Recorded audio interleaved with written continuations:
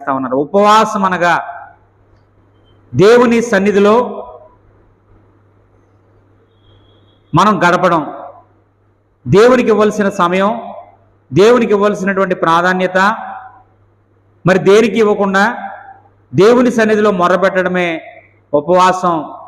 మన ఆహార పదార్థాలకి, మనం త్రాగేటువంటి పానీయానికి, మనం గడిపేటువంటి లోక సంబంధమైన పనులకి, పనిపాట్లు కావచ్చు, ఉద్యోగాలు కావచ్చు, మరి దేనికైనా ఆ సమయాన్ని మనం ప్రతిరోజు ఇస్తూ ఉంటాం. అయితే ఉపవాస దినం అయితే మరి వేటికి కూడా సమయం ఇవ్వకుండా కేవలము దేవుని వాక్యానికి, దేవుని యొక్క సన్నిధిలో గడిపే సమయానికి అనగా ప్రార్థనలో మొర్రపెట్టడానికి అన్నిటినీ మనం వెచ్చించుకొని దేవుని సన్నిధిలో అంగలార్చడమే దేవుడు మెచ్చేటువంటి ఉపవాసం.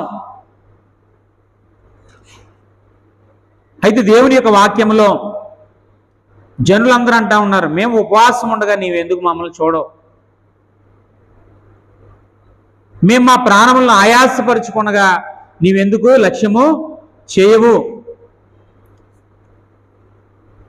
అని వారు అడుగుతూ ఉన్నారు. అయితే వారు ఏం చేస్తూ ఉన్నారంటే ఉపవాస దినమున వారు వ్యాపారం చేస్తూ ఉన్నారు. ఉపవాస దినమున వారు వారి పనివారి చేత కఠినమైన పనులు చేయించుకుంటా ఉన్నారు. దేవుడు అంటా ఉన్నాడు, ఉపవాసం అనగా అన్నిటినీ వెచ్చించడం, మన పనిని, వ్యాపారాన్ని, మనం పనివారితో చేయించుకునే పనులను అన్నిటినీ కూడా ప్రక్కన పెట్టి అందరూ కలిసి దేవుని సన్నిధిలో మొరపెట్టడమే దేవుడు మెచ్చేటువంటి ఉపవాస దినముగా.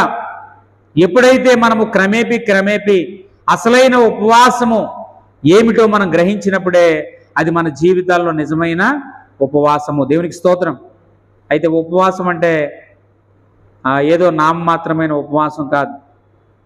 ఉపవాసం అంటే 6వ వచనం మనం చూస్తే కనుక, దుర్మార్గులు కట్టిన కట్లను విప్పుటయు, కాడిమాను మోకులు తీయుటయు, బాధింపబడిన వారిని విడిపించుటయు, ప్రతి కాడిని విరుగొట్టుటయు నేను ఏర్పరచుకొనిన ఉపవాసం. దేవునికి స్తోత్రం. దుర్మార్గులు కట్టిన కట్లను విప్పుటయు అంటే బంధకాల్లో ఉన్నటువంటి వారి విడుదల కొరకు మనం ప్రార్థన చేయాలి. ఎలా చేయాలి మనం ప్రార్థన? ఆహారం మీద లక్ష్యం ఉంచితే చేయలేం, మన పనుల మీద లక్ష్యం ఉంచితే చేయలేం, మన ఉద్యోగాల మీద, వ్యాపారం మీద మరి సమయాన్ని పెట్టడం ద్వారా మనం దుర్మార్గులు కట్టిన కట్ల గురించి మనం ప్రార్థన చేసి